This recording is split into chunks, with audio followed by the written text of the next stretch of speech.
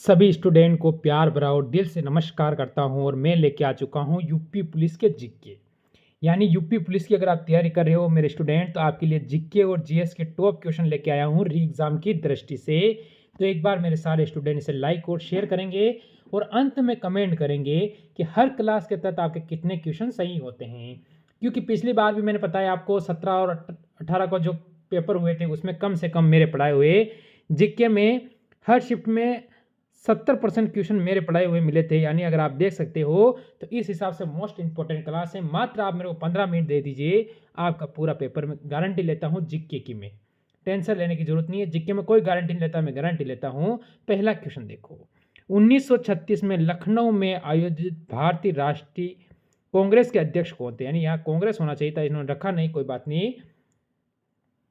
यहाँ पर क्या होगा? कांग्रेस। ये आपको ध्यान रखना है, यहाँ पर कांग्रेस हो जाएगा। अब यहाँ से हो जाता है महात्मा गांधी, पंडित जवाहरलाल नेहरू, सुभाष चंद्र बोस, या इनमें से कोई नहीं। मेरे स्टूडेंट, मेरे भाई सभी कहेंगे ऑप्शन नंबर बी बिल्कुल सही है सर, पंडित जवाहरलाल नेहरू। आगे बढ़ो अगले क्वेश्चन पर। निम्न में से कौन बाबा फरीद के शिष्य थे? इनमें से कौन जो बाबा फरीद के शिष्य थे ये आपको बताना है। तो कौन है? दास, बरनी, ओलिया, इनमें से कोई नहीं। अब यहां से मेरे स्टूडेंट, मेरे भाई, मेरे मित्र, मेरे दोस्त कौन से क्वेश्चन का उत्तर दे रहे हैं, यहां से आपका कौन सा ऑप्शन आ रहा है वो बताएंगे सभी। निजामुद्दीन ओलिया। यानी निजामुद्दीन ओलिया का मतलब है ऑप्शन नंबर सी हमारा बिल्कुल सही है। बढ़ो अगले क्वेश्चन पर और इसका उत्तर दो। अगला क्वेश्चन कह रहा है क्वेश्चन नंबर 3, निम्न में से किसे अयोध्या अभिलेख प्रचलित करवाया था? यानी किसने जो अयोध्या में जो अभिलेख है उसे प्रचलित करवाया था, उसका नाम बताना है, वो कौन है? तो यहां से सारे स्टूडेंट कह सकते हैं पुलकेशिन ने, रामदेव ने, रामचंद्र ने, धनदेव। तो यहां से कौन सा ऑप्शन है? ऑप्शन नंबर डी जो बच्चा देगा वो बिल्कुल सही है, धनदेव ने करवाया था। आगे बढ़ो, चोरी चोरा की घटना कब हुई थी? चोरी चोरा की जो घटना हुई थी वो कौन से सन के अंतर्गत हुई थी? अब अगर ऑप्शन की ओर जाएं, 1922, 1945, 1942 और 1935। तो ये घटना के बारे में आप सभी स्टूडेंट कहेंगे कि यहाँ से आप सभी का उत्तर रहेगा कि सर इसमें होगा 1922। यानी ऑप्शन नंबर ए अगर आप सभी उत्तर देते हो तो यहाँ से सही है।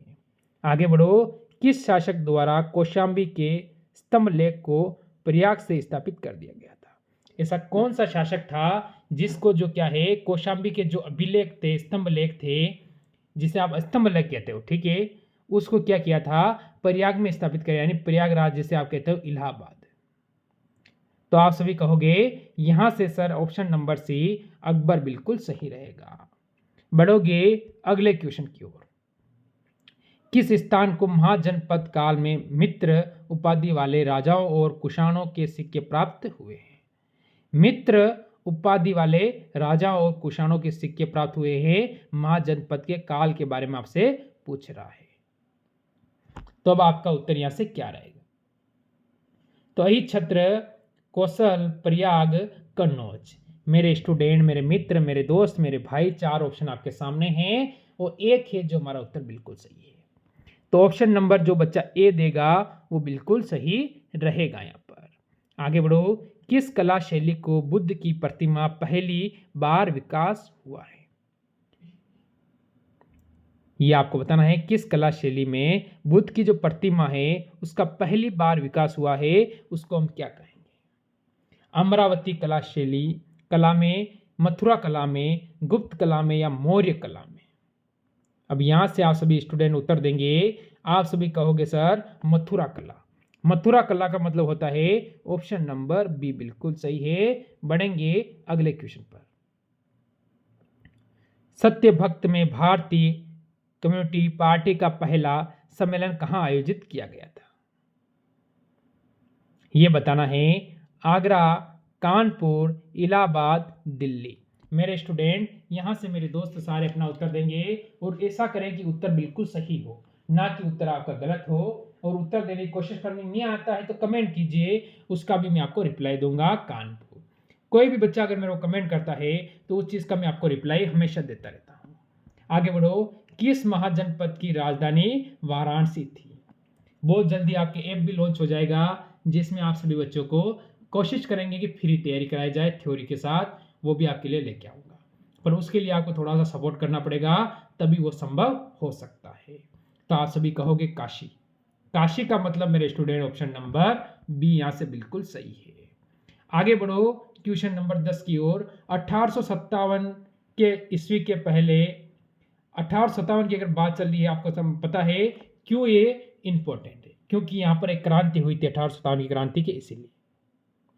तो कह रहा है 1857 के पहले स्वाधीनता आंदोलन का उत्तर प्रदेश देश में सबसे बड़ा केंद्र कौन सा था?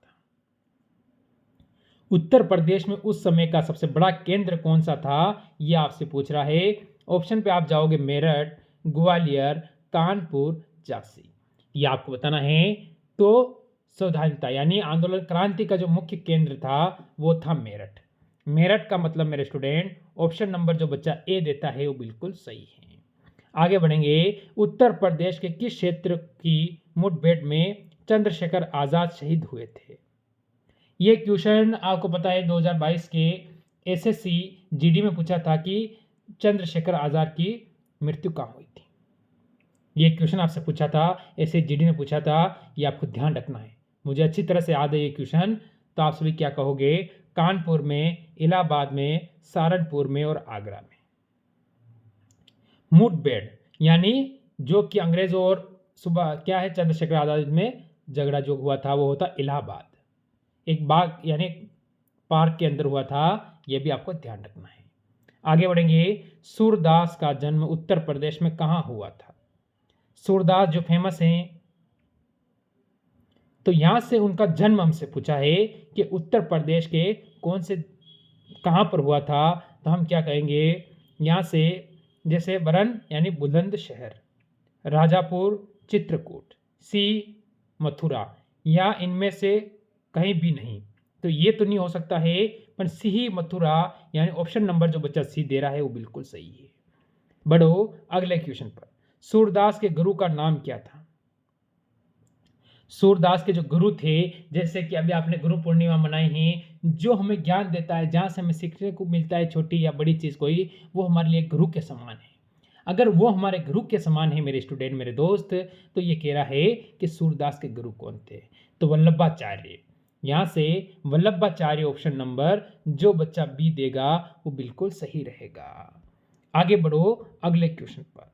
उत्तर प्रदेश के किस क्षेत्र में मुठभेड़ में चंद्रशेखर आजाद शहीद हुए थे? ये क्वेश्चन मैंने अभी क्लियर करवाया है। क्या इस क्वेश्चन में आपको समय देना चाहिए या नहीं देना चाहिए?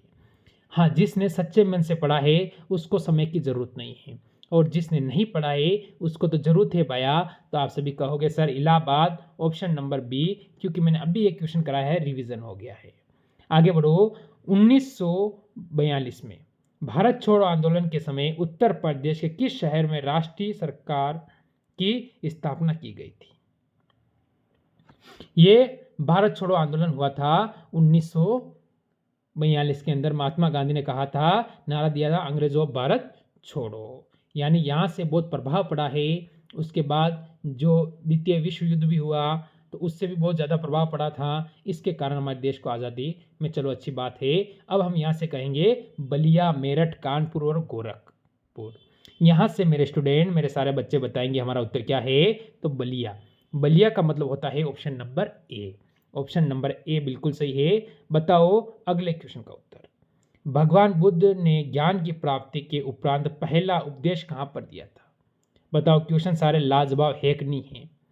सारे क्वेश्चन यूपी से संबंधित है, ये आपको ध्यान रखना है। सारे क्वेश्चन यूपी से संबंधित है, क्योंकि मैं इंडिया से संबंधित बहुत सारे क्वेश्चन आपको करवा चुका हूँ।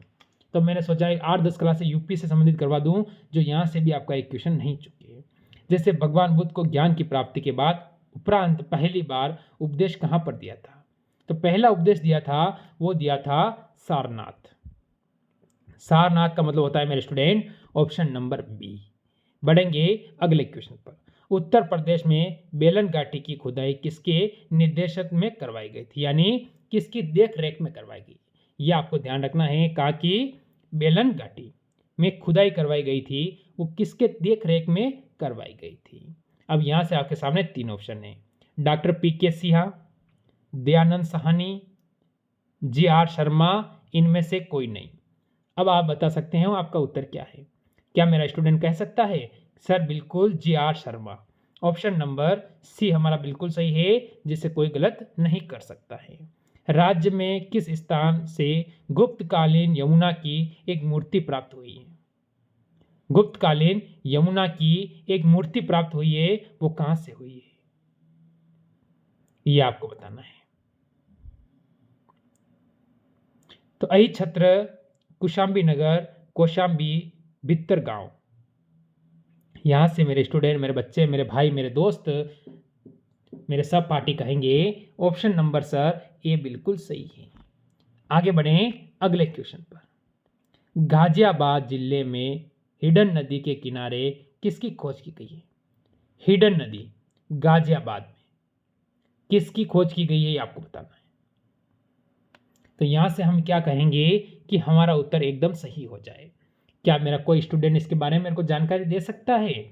बिल्कुल दे सकता है, आलमगिरीपुर की। यानी ऑप्शन नंबर जो बच्चा बी देगा वो बिल्कुल सही है। बढ़ेंगे अगले क्वेश्चन पर। क्वेश्चन क्या कह रहा है पहले वो देखो। थारू जनजाति के बारे में यही सही कथन कौन सा है?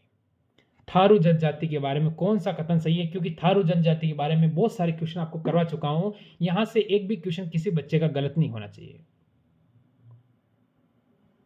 ठीक है। उल्ट हवा थारू, थारू जनजाति की एक उपाधि है। इसका मुख्य भोजन चावल है। इसमें उपयुक्त परिवार प्रथा प्रचलित है। संयुक्त यानी संयुक्त परिवार रहेगा, यानी सभी साथ में रहेंगे। तो बिल्कुल ये ऑप्शन नंबर डी पर बिल्कुल सही है, इसमें कोई गलती नहीं है। ऑप्शन नंबर डी बिल्कुल सही है। आगे बढ़ेंगे। उत्तर प्रदेश राज्य में थारू जनजाति द्वारा लठ भरवा भोज कब किया गया जाता है? ये आपको बताना है। लठ भरवा भोज है वो कब किया जाता है? तो ऐसे क्वेश्चन थारू जनजाति से मैंने आपको करवा दिए हैं, तो यहां से एक ही बच्चे का कोई भी क्वेश्चन गलत कभी नहीं होना चाहिए। त्योहारों के अवसर पर, मृत्यु होने पर, विधवा विवाह के अवसर पर, या इनमें से कोई नहीं, ये आपको बताना है। तो मेरे स्टूडेंट, मेरे भाई, मेरे मित्र, मेरे दोस्त, आप सभी कहोगे सर ऑप्शन नंबर सी, यहां से विधवा पुनः विवाह पर। आगे बढ़ेंगे अगले क्वेश्चन पर। उत्तर प्रदेश में कनौज किस नदी के किनारे पर बसा हुआ है? उत्तर प्रदेश में जो कनौज है वो कौन सी नदी के किनारे बसा हुआ है, ये हमें बताना है। जैसे गंगा, हिडन, यमुना, सरयू। तो आपको बताना है कनौज हमसे पूछा है, तो हम क्या कहेंगे कि हमारा उत्तर बिल्कुल सही हो जाए। तो आप सभी कहोगे सर ऑप्शन नंबर ए, यानी गंगा नदी के किनारे बसा हुआ है। अगला क्वेश्चन। उत्तर प्रदेश में पूरा पाषाण कालीन सभ्यता में अधिकतम उपकरण बनाए गए थे, तो किससे बनाए गए थे आपको बताना। क्या इसके बारे में कोई बच्चा मेरे को कमेंट कर सकता है? यानी HW दूंगा, तो क्या इसका उत्तर आप मेरे को कमेंट करोगे? चलो आगे बढ़ो।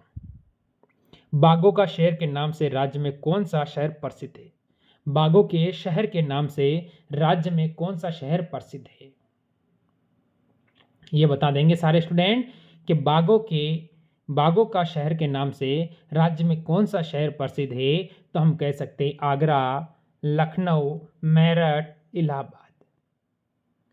क्या स्टूडेंट आप सभी कहेंगे ऑप्शन नंबर बी, यहां से लखनऊ बिल्कुल सही है। बढ़ो अगले क्वेश्चन पर। भारतीय राष्ट्रीय कांग्रेस के इलाहाबाद अधिवेशन की अध्यक्षता किसने की थी? भारतीय राष्ट्रीय कांग्रेस के ये भी है ना इलाहाबाद वाला, चलो हाँ इलाहाबाद वाला बताओ आप सभी। तो आज का ये लास्ट क्वेश्चन है और ये भी मैं आपको HW दूंगा। तो आज के 2 क्वेश्चन मैंने HW दिए हैं और बाकी 23 क्वेश्चन मैंने आपको करवाए हैं। तो इन 25 में से मेरे स्टूडेंट आपका क्या टारगेट रहा, इसके आधार पर मैं बता सकता हूं कि आपके पेपर में आपको कितना टारगेट रख सकते हो। तो मिलते हैं कल एक और नई क्लास के साथ। तो आज आपको यहीं से विराम दूंगा। सभी को जय हिंद, जय भारत।